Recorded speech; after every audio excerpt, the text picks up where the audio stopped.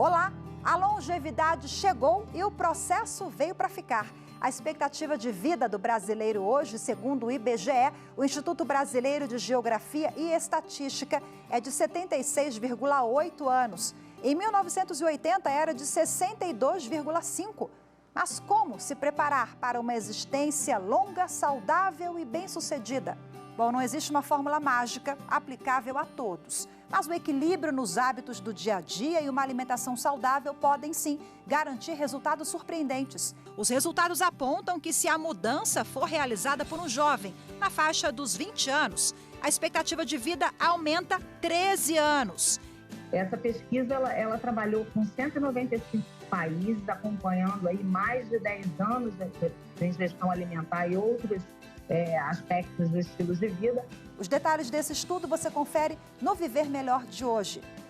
Ao longo desta edição, o programa mostra que a vida longeva traz referências aos mais jovens e muitos desafios aos mais experientes. Impacta na medicina, no consumo, no comportamento da sociedade e no mercado de trabalho. Dona Maria Cardoso tem 102 anos e em 2021 foi contratada como garota propaganda de uma marca de vinho. A experiência em tomar uma tacinha todos os dias contou na hora dela conseguir um emprego como digital influencer. É um golinho de vez em quando, mas eu tomo sempre. Eu não deixo de tomar, não. Eu achando, só se eu não acho. Se tiver, ela toma todo dia, na hora do almoço, na hora da janta. Assim, às vezes, bem à tardezinha, assim, ela gosta de tomar. Dona Maria resolveu procurar uma oportunidade de trabalho justamente para comprar os vinhos sem depender financeiramente dos familiares. Em tom de brincadeira, os parentes fizeram um currículo para ela e a foto viralizou no início de 2021. A bisneta enviou o documento no grupo da empresa e uma recrutadora compartilhou a fotografia. Foi brincadeira, mas deu sorte e estou trabalhando e assim eu vou vivendo. O desejo dela foi realizado, com 102 anos, hein? Ó a lição, bem empoderada, né? Dona Maria foi contratada aos 101 anos. Recebe um salário mensal cujo valor é mantido em sigilo e trabalha gravando vídeos em casa e ainda ganha presentes do dono da marca. Ele vem todo mês, vem 4 garrafas. Ele presenteia ela todo mês. O Diogo manda todo fim de mês e o pagamentinho. Eu tenho um pagamentinho. Ao lado da filha Maria e da neta Cristina, a aposentada conta que, além do emprego, acabou conquistando milhares de fãs nas redes sociais. E depois que ficou famosa, não deixa a vaidade de lado. Eu gosto de fazer as unhas. A gente, para ser velho, não é que vai ficar deixado, não, né? Tem que se arrumar. Gosta de estar com correntinha, brinco. Aí, ao relógio, mostra pra ela o relógio. Ai, anel, relógio. Ela ama todos os cuidados. Todo dia ela tá assim. Sempre lúcida, ativa no dia a dia, nós perguntamos o segredo para chegar tão bem aos 102 anos. Como é que eu cuido? É tomar um vinhozinho de vez em quando, uma carne gorda de vez em quando, dormir bem. E assim vou vivendo. O recado é esperar uma carninha gorda, um vinhozinho, e nunca parar de lutar, sempre lutando. E cuidar da saúde. Que graça, saúde para Dona Maria Cardoso e para toda a família. Bom, para a gente falar sobre essa mudança de comportamento, da saúde física e emocional, da importância de manter bons hábitos, hábitos saudáveis, estar ativo nessa faixa etária, eu converso hoje no programa Viver Melhor com o professor da Escola de Medicina e pesquisador do Instituto de Geriatria e Gerontologia da PUC, do Rio Grande do Sul, Dr. Nilton Terra. E também com o presidente da Sociedade Brasileira de Geriatria e Gerontologia do Distrito Federal, Dr. Tiago Póvoa. Sejam muito bem-vindos. Muito obrigada pela participação de vocês. Eu vou começar com o Dr. Nilton. Dr. Nilton, seja bem-vindo mais uma vez. Obrigada pela participação. Melhor idade. Existe esse termo? A gente pode usar ainda? E o senhor que já se aproxima, já chegou, né? Melhor idade mesmo? Na realidade, como é do conhecimento de todos, houve muitos, idoso ou velho, no Brasil é aquele que tem 60 anos ou mais. Existe, inclusive, desde 2013, o Estatuto do Idoso. Mas eu digo, a criatividade brasileira resolveu definir com outros termos que não me parecem muito corretos. Terceira idade, é muito conhecido, melhor idade, maturidade, idade do meio, enfim. Nós devemos chamar o indivíduo que tem 60 anos ou mais de idoso, na minha opinião, ou de velho. Então, esse termo melhor idade, eu acho que não se adapta principalmente ao idoso brasileiro, não é? São poucos, nós vimos agora na tua reportagem, uma senhora de 102 anos de idade ainda, cognitivamente bem, uma atividade laborativa, mas isso não é a regra. Esse exemplo é de uma exceção, certamente de uma exceção, permita Deus que no futuro nós tenhamos vários centenários exercendo atividades laborativas e com essa lucidez e com essa saúde. Então, para essa, talvez, a gente possa dizer que ela está na melhor idade. Mas para a grande maioria da população brasileira, não. Então, eu, particularmente, não gosto desses termos, ok? Que foram criados, vamos dizer assim, para amenizar um pouco o termo velho ou idoso. Doutor Tiago, pegando o gancho aqui, doutor Newton fala em amenizar um pouco o termo. Tem essa questão, né, de senso comum, olha, é mais bonitinho, né, eu vou chamar dessa forma com carinho e tal, mas nem sempre a sociedade, a população tem esse carinho, esse respeito no dia a dia, né, porque eu vejo todo um movimento também de preconceito a esses idosos que estão tendo um envelhecimento ativo, falando agora, pegando o gancho de comportamento, já que a sociedade mudou, hoje os idosos são digital influencer, são dançarinos, podem ser o que eles quiserem, né? É isso como você colocou, o idoso tem o seu espaço na sociedade, sempre teve, e esse espaço tem sido mais visível, uma vez que né, a sociedade tem envelhecido e o número de pessoas idosas tem aumentado vultosamente. Então, antigamente era raro a gente ver uma pessoa com mais de 80 anos. Hoje a gente vê uma pessoa com 80 anos frequentando as redes sociais, frequentando canais de TV, frequentando viagens. Então, há uma moderação da sociedade para entender como lidar com essa pessoa.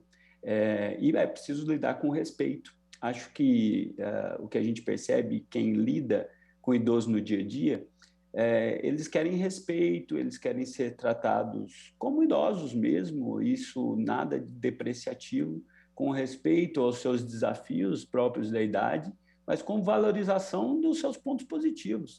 Aquela senhora que lá está trabalhando, ela quer que seja valorizado o fato dela trabalhar, que seja com vinho ou que seja com uma influência digital, mas ela está trabalhando, isso é importante, ela tem o seu papel na sociedade, ela deve ser valorizada como tal. Culturalmente, nosso país envelhecendo, como temos percebido, a gente tem que introduzir e fortalecer, especialmente para as gerações anteriores, o cuidado e a respeitabilidade, a valorização no sentido de dar papel social e perceber o papel social dessas pessoas que envelhecem. Elas são belas, elas têm a sua beleza, ela tem a sua utilidade, elas têm o seu papel social fundamental e ela quer ser tratada com respeito. Não propriamente com termos pejorativos, não aquela velhinha bonitinha, é aquela senhora, minha avó é velha e é uma querida, a minha tia é velha e ela tem o seu papel. Então, esse papel é valorizado no núcleo social, sabe? Como o Dr. Newton colocou, os termos, os modismos a gente evita e a respeitabilidade a gente valoriza. Isso tem sido visto, a gente está encantado com a presença dessas pessoas na sociedade e evita realmente os extremos aí de parecer muito bonitinho ou parecer velhote, né, e acabado. Tem o seu papel social, é importante, é querido e deve ser valorizado. Ok, doutor Newton, longevidade depende da genética ou do estilo de vida ou das duas coisas? E do ambiente. Na realidade, ainda, nós não sabemos muito bem como e por que nós envelhecemos, né? Ainda apesar do grande número de pesquisas realizadas, ainda a velocidade e a maneira de como envelhecemos ainda continuam sendo um grande mistério. Existem várias teorias, né? Suposições teóricas são inúmeras, mas nenhuma dessas teorias ela é completa para ser universalmente aceita. Nós temos teorias genéticas, nós temos teorias bioquímicas, nós temos teorias fisiológicas. Então, existe um percentual, sim, da genética, que é em torno de 25%, e existe um papel do estilo de vida e do ambiente que corresponde a 75%. E o mais interessante, que existe uma ciência chamada de epigenética, que estuda a interação entre os genes e o ambiente, que está mostrando que, na dependência do comportamento, do estilo de vida adotado, nós também podemos modificar essa herança genética. Então, é uma interação. Todos eles são importantes, não é? A genética, o estilo de vida e o ambiente. Mas nessa proporção, assim, dos 25%, dos 75% do estilo de vida e do ambiente. E repito, na realidade, baseado nesse percentual, em última análise, quem escolhe o tipo de envelhecimento que quer ter é o indivíduo. Ou ele torna essa fase da vida saudável ou infernal, na dependência das suas escolhas, dos seus comportamentos. Mas aí, doutor Tiago, quando ele não tem escolha, entrando mais nessa questão social, quando ele precisa trabalhar para sobreviver, para comprar o remédio, para bancar a casa, até ali no momento em que ele já poderia estar aproveitando a vida, né? Você sabe que o Dr. Newton colocou isso muito bem, né? No Brasil, infelizmente, ao idoso ou em várias outras áreas da sociedade, não há tantas escolhas. Mas há, na verdade, a gente tem observado ao longo desses últimos anos, dessas décadas até propriamente pelo que você trouxe do envelhecimento, a população, a expectativa de vida média do brasileiro tem melhorado. Isso por conta de escolhas em busca de saúde, de saneamento básico, de vacinação, de cuidados do dia a dia. Isso passa pelas escolhas da pessoa, do indivíduo, mas passa por políticas governamentais com foco no cuidado da pessoa idosa. E isso não é bem uma escolha do idoso.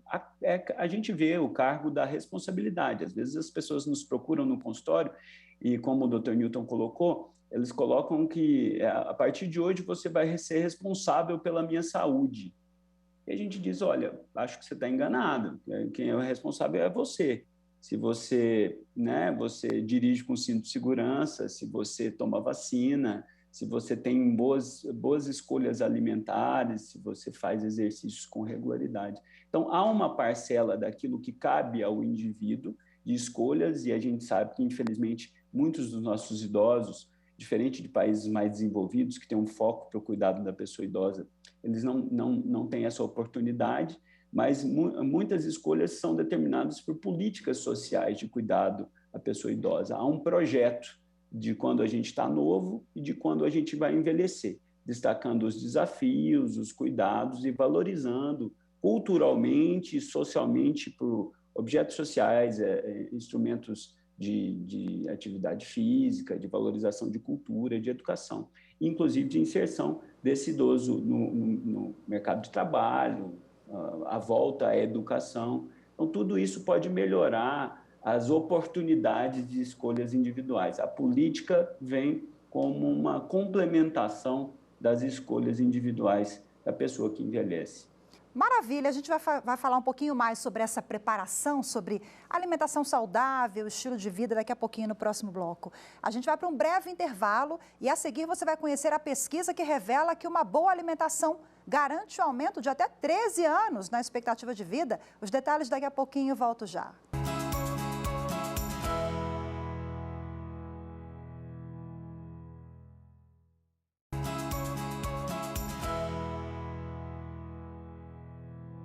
Especialistas indicam que o segredo de uma vida longeva está no controle dos hábitos, priorizando um comportamento saudável, rotina de exercícios físicos, dormir o suficiente e seguir uma dieta regrada. Bom, apesar desse assunto já ser bastante difundido por conta da melhora na qualidade de vida, ele agora pode ser comprovado.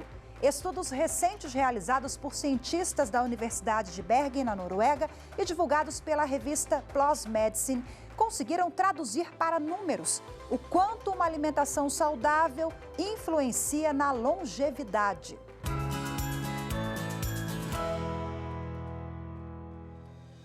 De acordo com a publicação, a estimativa foi feita substituindo uma dieta baseada em proteína vermelha, açúcar e alimentos processados por uma alimentação rica em grãos, integrais e leguminosas. Os resultados apontam que se a mudança for realizada por um jovem na faixa dos 20 anos, a expectativa de vida aumenta 13 anos.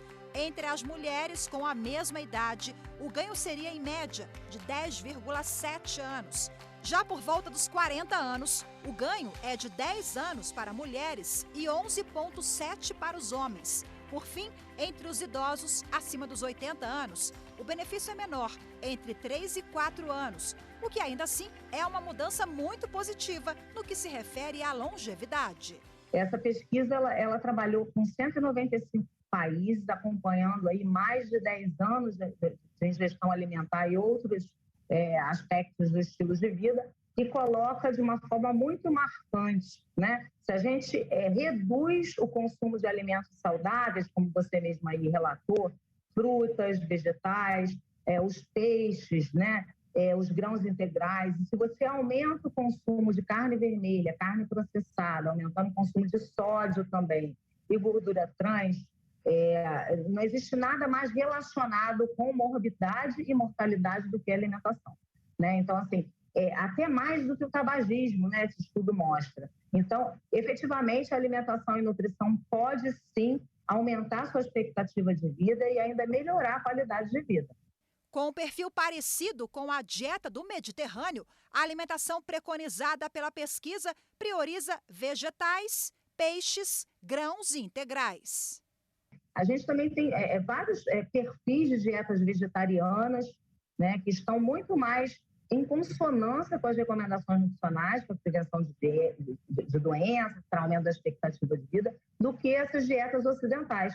Porque as dietas ocidentais, elas são baseadas em alimentos industrializados, né, como a gente está falando aqui, o alto consumo de ultraprocessados, de bebidas açucaradas, como refrigerantes, carnes processadas, né, os hambúrgueres e as salsichas e outras tantas mais.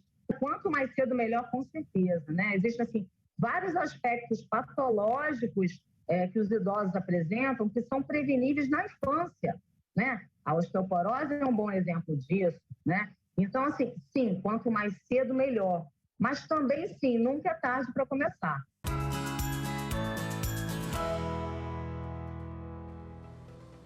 E sobre essa pesquisa, outras questões, eu vou retomar agora a conversa com os meus convidados de hoje, geriatras e gerontólogos, os doutores Newton Terra e Tiago Póvoa. Bom, doutor Newton, quer dizer que nunca é tarde para começar? Nós falamos ali, mostramos a pesquisa sobre a alimentação. Se eu me alimentei errado, até ali 30, 40 anos, ainda dá tempo de mudar?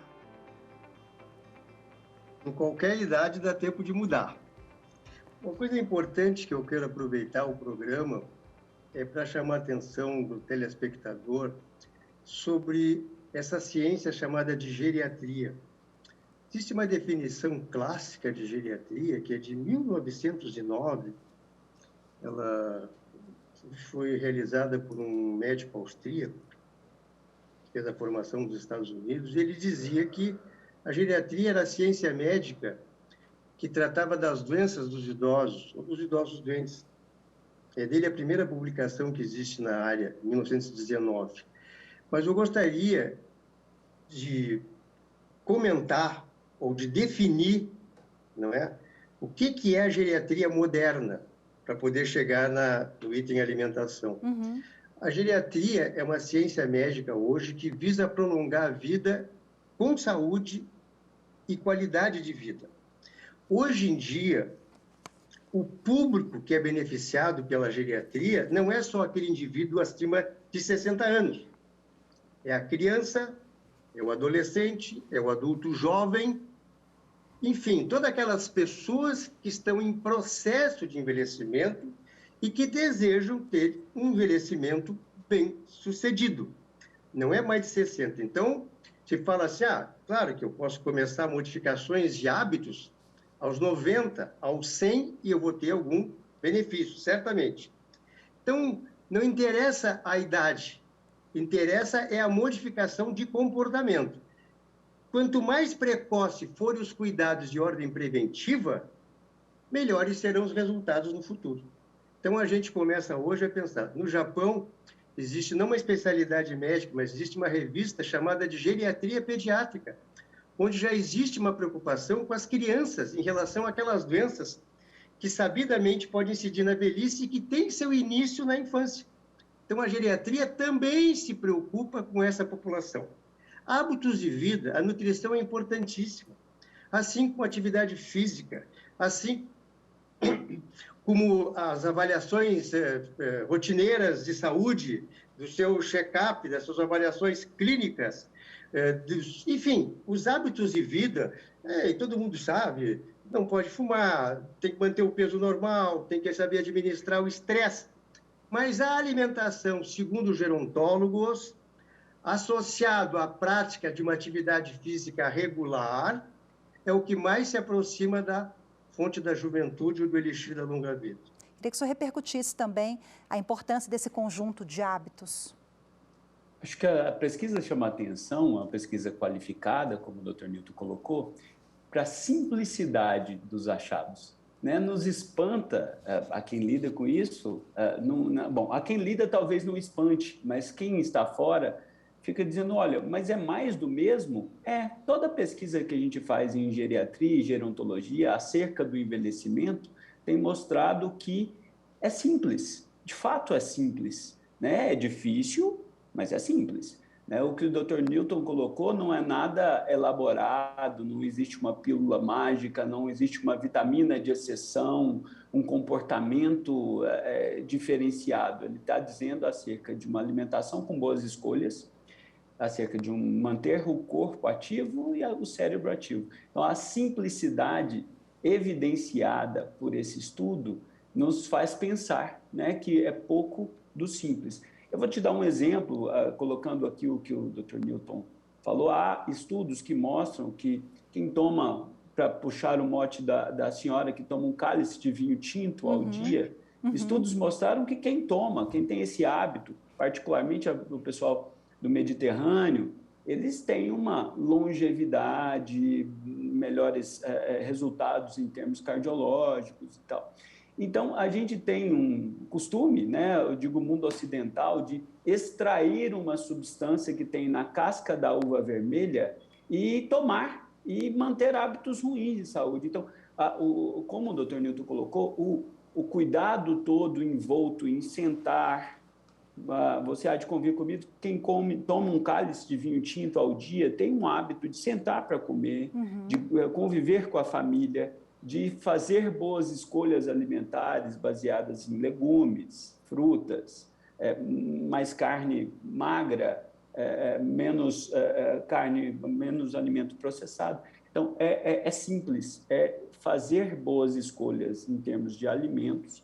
E o brasileiro, se ele seguir uma dieta balanceada, ele consegue ter boas escolhas. Doutor Tiago Póvoa, doutor Newton Terra, agradeço demais a participação de vocês aqui hoje, mas lembrando que na próxima semana eu vou voltar a conversar com os meus convidados sobre outras questões envolvendo o envelhecimento ativo e saudável. Te espero no próximo programa. Até lá. Tchau, tchau.